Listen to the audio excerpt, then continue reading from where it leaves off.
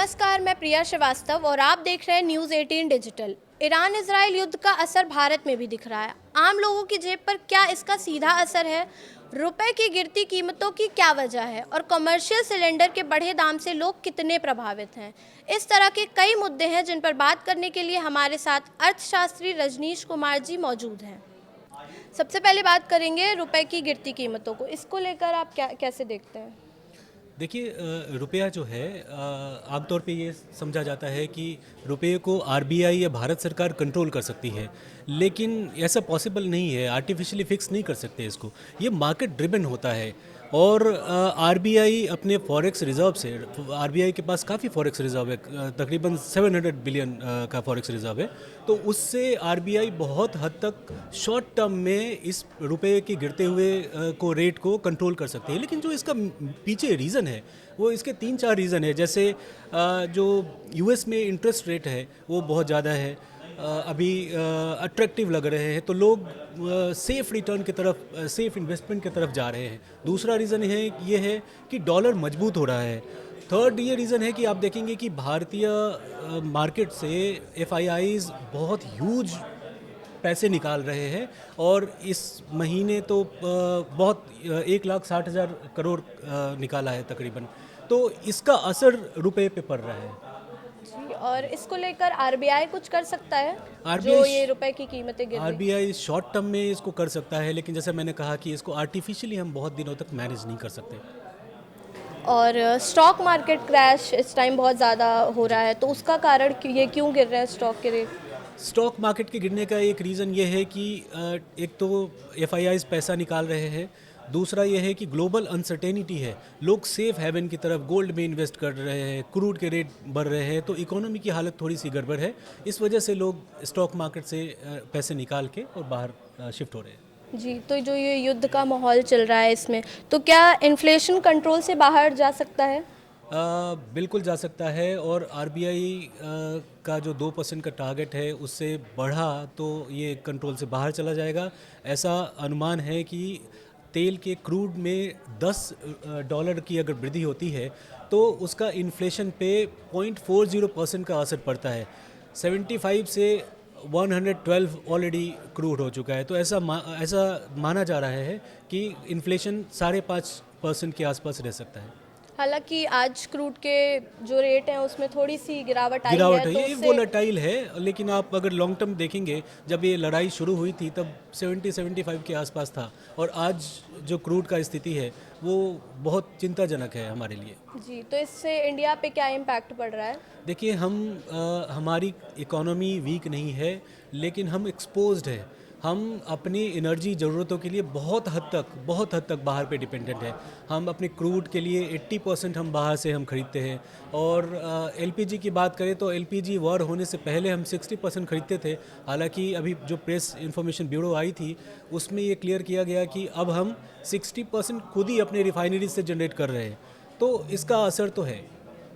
सोने चांदी की कीमतों में लगातार इजाफा आ रहा है, उतार चढ़ाव देखने को मिल रहा है हमें मार्केट में। इसको आप किस तरीके से देखते हैं? देखिए, जब भी कोई वॉर होता है, जब भी कोई लड़ाई होती है, परेशानी होता है, ग्लोबल ग्लोबल जब भी कोई अनसर्टेनिटी होती है, तो गोल्ड के रेट बढ़ने लगते हैं, और अभी वही हो रहा है। लेकिन गोल्ड का डॉलर के साथ थोड़ा अपोजिट डायरेक्शन रिलेशन है। अगर डॉलर गिरता है तो लोग गोल्ड में इन्वेस्ट करते हैं, अगर इन्फ्लेशन बढ़ता है तो लोग गोल्ड में इन्वेस्ट करते हैं, गोल्ड का प्राइस बढ़ता है। अभी आपने देखा होगा कि कुछ दिन पहले गोल्ड गिर भी गया था। इसका गिरने का मेन एक ये रीज़न था कि डॉलर स्ट्रांग हो गया था। डॉलर स्ट्रांग हो गया था तो लोग पैसे डॉलर और बॉन्ड में लगा रहे थे, और क्योंकि गोल्ड तो कोई रिटर्न देता नहीं, जैसे इंटरेस्ट देता है बॉन्ड, तो वहाँ इन्वेस्ट कर रहे थे। तो इस वजह से गोल्ड में गिरावट भी आई थी, बट मुझे ऐसा लगता है कि शॉर्ट टर्म वॉलेटिलिटी रहेगी, और लॉन्ग टर्म में ये डेफिनेटली बढ़ता ही रहेगा। तो आम लोगों पर क्या इसका इम्पैक्ट पड़ रहा है? क्या उनकी जेब, मतलब उस पर ज़्यादा असर पड़ेगा या कम? देखिए, किस हिसाब से? क्रूड तो भारत की एक कमज़ोर कड़ी है, अगर मैं एक तरीके से मानूं, क्योंकि हम सेल्फ सस्टेन नहीं हैं, हम बाहर पे डिपेंडेंट हैं।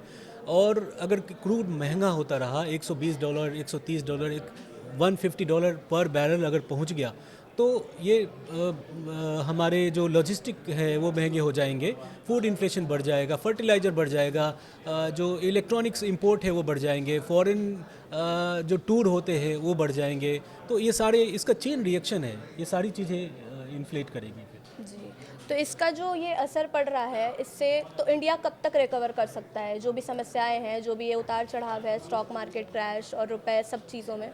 देखिए, ये तो कहना बहुत ही मतलब हम इसको एस्टिमेट नहीं कर सकते, क्योंकि वॉर को कोई एस्टिमेट ही नहीं कर सकता कि ये कब तक जाके ख़त्म होगा।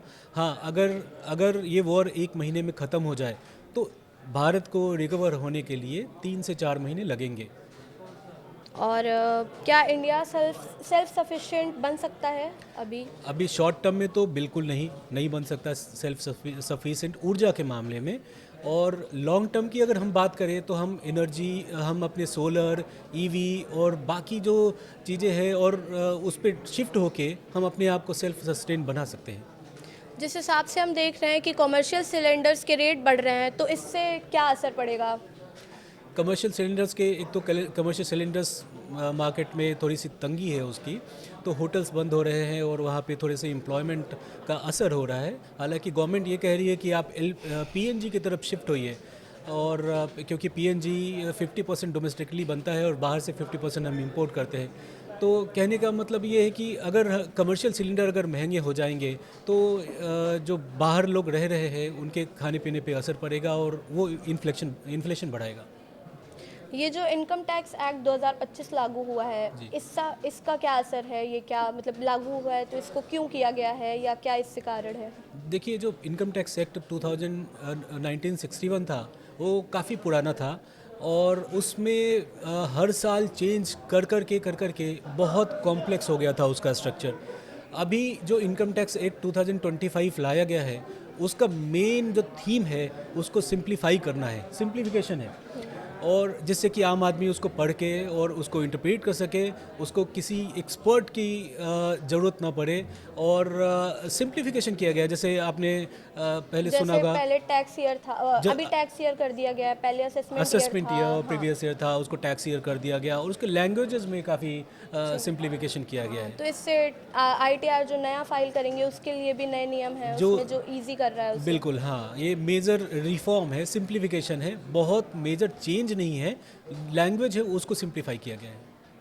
तो इसमें सबसे बड़ा रिस्क क्या है? अभी जितनी भी ये घटनाएं चल रही हैं वॉर को लेकर, और इंडिया में भी जो उतार चढ़ाव हो रहे हैं सभी चीज़ को लेकर, सबसे बड़ा रिस्क क्या है आम जनता के लिए? सबसे बड़ा रिस्क आम जनता के जेब पे पड़ेगा। इन्फ्लेशन है, खाने पीने की चीज़ें महंगी हो जाएंगी। किसानों की अगर बात करें तो उनके फर्टिलाइज़र्स महंगे हो जाएंगे। जो इलेक्ट्रॉनिक्स हैं वो जो इंपोर्ट करते हैं वो महंगा हो जाएगा। फॉरेन टूर ट्रैवल महंगा हो जाएगा। तो आम जनता को ही फाइनली इसका असर पड़ने जा रहा है। सोने को बहुत स्ट्रांग मानते हैं, स्ट्रांग इन्वेस्टमेंट प्लान है वो, कि सब लोग सोचते हैं कि हम सोने में इन्वेस्ट करेंगे तो अच्छा हमें रिटर्न मिलेगा। उसको लेकर क्या देखते हैं आप, कैसे देखते हैं? गोल्ड हमेशा से सेफ हेवन के तरीके से ट्रीट होता रहा है, और अभी भी लोग मानते हैं। जब मार्केट और जब इकोनॉमी क्रैश होने लगती है तो गोल्ड की डिमांड बढ़ जाती है और लोग गोल्ड में इन्वेस्ट करने लगते हैं। तो गोल्ड अगर मेरा ये मानना है कि शॉर्ट टर्म में तो वॉलेटाइल रह सकता है, लेकिन लॉन्ग टर्म में गोल्ड हमेशा से एक अच्छा इन्वेस्टमेंट व्हीकल है। एक आप इकोनॉमिस्ट हैं, आप उस नज़रिए से कैसे देखते हैं वॉर को? आपको क्या लगता है कि ये वॉर कब तक चलेगा? जैसे मैंने कहा कि वॉर को प्रिडिक्ट नहीं किया जा सकता, लेकिन ऐसा लग रहा है कि ये जल्दी से 1 महीने में ख़त्म हो जाना चाहिए, ऐसा मैं प्रे कर रहा हूँ, क्योंकि अगर नहीं हुआ तो इंडिया में उसकी बहुत ज़्यादा असर दिखेगा, क्योंकि हम लोग हॉर्मुज से बहुत ऑयल, क्रूड और एलपीजी खरीदते हैं। तो जब वो रास्ता चोक हो जाएगा और जब लड़ाई होती रहेगी तो वहाँ वो फाइनली उसका असर इंडिया पे पड़ेगा, और फाइनली आम आदमी के जेब पे उसका असर पड़ेगा। और अगर ये क्रूड ऑयल में जैसे बढ़ोतरी हो रही है उसकी कीमतों में, अगर ये बहुत ज़्यादा बढ़ गया तो सबसे वर्स्ट केस क्या होगा इसमें?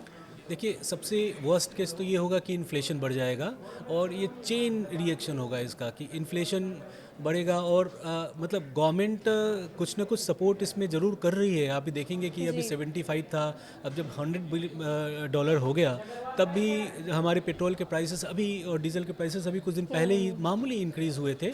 और आपको मैं बता दूं कि $1 अगर प्राइस इंक्रीज़ होता है पर बैरल तो 16,000 करोड़ रुपए का गवर्नमेंट के खजाने पे असर पड़ता है, मतलब गवर्नमेंट भारत को असर पड़ता है उसका। तो आप सोचिए कि इतना बड़ा असर है, लेकिन गवर्नमेंट अपने एक्साइज ड्यूटी में कमी करके इसके प्राइसेस को इसके अफेक्ट को इंडिया में थोड़े लेट डाल सकती है। आपने देखा होगा अभी 10 रुपये प्रति लीटर की दर से एक्साइज ड्यूटी कट किए गए थे, तो गवर्नमेंट कर रही है। ये जो रुपए की कीमतों में गिरावट आ रही है, इसमें सरकार क्या कर रही है, सरकार का क्या रोल प्ले कर रही है वो? देखिए, इसमें सरकार, reserve bank of India artificially इसको मैनेज नहीं कर सकती और ना करना चाहिए। हालांकि तुरंत इसका अफेक्ट ना आए, स्टीप फॉल ना हो, इसके लिए आरबीआई बहुत हद तक कोशिश कर रही है। और ये जो इसके प्राइसेस तय होते हैं, जैसे हमने पहले कहा कि ये इंटरनेशनल मार्केट में ये ट्रांजैक्शन के थ्रू होते हैं, ये डिमांड और सप्लाई का रूल है। अगर हम कुछ ऐसा कर दे, भारत सरकार कुछ ऐसा कर दे कि यहाँ पे एफआईआईज़ के पैसे लगने लगे, या यहाँ फॉरेन डायरेक्ट इन्वेस्टमेंट होने लगे, या अपना एक्सपोर्ट बढ़ जाए, तो रुपया थोड़ा संभल सकता है। लेकिन अभी तो क्या है, देखने में आ रहा है कि एफआईआईज़ पैसे निकाल रहे हैं, डॉलर मजबूत हो रहा है। डॉलर मजबूत होने से क्या हो रहा है कि हम क्रूड जो पहले कम रुपए में ख़रीद लेते थे, हम अभी ज़्यादा उसके लिए डॉलर की ज़रूरत पड़ रही है, तो फाइनली और वो रुपए को वीक कर रहा है। तो इसको आर्टिफिशियली हम मैनेज नहीं कर सकते। हाँ, कुछ स्ट्रक्चरल चेंज कर सकते हैं, जैसे हम ईज़ ऑफ डूइंग बिजनेस कर सकते हैं, हम अपनी इंपोर्ट पे डिपेंडेंसी घटा सकते हैं। ऑयल के मामले में हम ईवी और सोलर के ऊपर की बात कर सकते हैं। तो हम और ऐसे स्ट्रेटजी कुछ तरीके हैं जिसके ऊपर भारत सरकार काम करके और इसको इम्प्रूव कर सकती है। और ये क्रूड ऑयल को लेकर हॉर्मूज़ एनर्जी जो है, एनर्जी हॉर्मूज़ पे हम डिपेंडेंट हैं, तो वो उसके अलावा कोई और सब्स्टिट्यूट, कोई और ऑप्शन? भारत के पास ऑप्शन बहुत है, और लेकिन मैं इसमें दो चीज़ अलग करना चाहूँगा। एक तो क्रूड और दूसरा एलपीजी। क्रूड के मामले में हमने अपने आप को डाइवर्सिफाई कर लिया है। हम रशिया से 40% खरीद रहे हैं, यूएस से भी हम बात कर रहे हैं। और क्रूड अभी अब देखा होगा आपने, कहीं भी किसी भी 1 लाख आउटलेट हैं, टोटल पेट्रोल पंप्स हैं हमारे पूरे ऑल ओवर इंडिया में। और इस 1 लाख पेट्रोल पंप पे इन लड़ाई के दौरान हमें किसी को भी नहीं कहा, हमारे देश ने नहीं कहा कि आप प्रायोरिटाइज़ करिए पेट्रोल देने को, या कम करिए, या पेट्रोल ख़त्म हो गया, ऐसे न्यूज़ नहीं आया। मतलब क्रूड हमारे पास सफिशिएंट है, हम उसको डाइवर्सिफाई भी कर रहे हैं। एलपीजी के मामले में जो मेन रीज़न है वो जो कतर है और जो मिडिल ईस्ट है, वहाँ से मेन आता है। कतर सबसे बड़ा हमारा एलपीजी के सप्लायर था। अभी आपने देखा होगा कि भारत सरकार ने रिफाइनरीज़ को जो आदेश दिया था कि आप अपने रिफाइनरी कैपेसिटी बढ़ाइए, इसकी वजह से क्या हुआ कि जो 80,000 मीट्रिक टन हम पहले खरीदते थे, रोज़ एलपीजी का कंजप्शन होता था, तो अभी एक प्रेस रिलीज़ आई है जिसमें ये कहा गया है कि 50,000 मीट्रिक टन देश में ही बन रहा है। इसका मतलब जो रिफाइनरीज पहले 40% कर पाते थे, अब वो बढ़ा के 60% हो गया है उनका। मतलब अब बाहर के लिए हमें मिडिल ईस्ट और बाकी जगहों के पे हमें सिर्फ 30,000 टन के लिए डिपेंडेंट रहना पड़ रहा है। तो ये असर है इसका। तो क्या पेट्रोल का रेट 120 या 130 तक पहुंच सकता है, जैसे ये रेट बढ़ रहे हैं अचानक से, उतार चढ़ाव? बिल्कुल हो सकता है, क्योंकि अगर क्रूड के प्राइसेस बढ़ते रहे तो इंटरनेशनल मार्केट में अगर प्राइसेस बढ़ेंगे तो भारत सरकार बहुत दिनों तक उसको होल्ड नहीं कर पाएगी। अभी यही हो रहा है कि इंटरनेशनल मार्केट में प्राइसेस तो बढ़ गए हैं, लेकिन उसका इफेक्ट आम आदमी पे पड़ने नहीं दिया जा रहा है।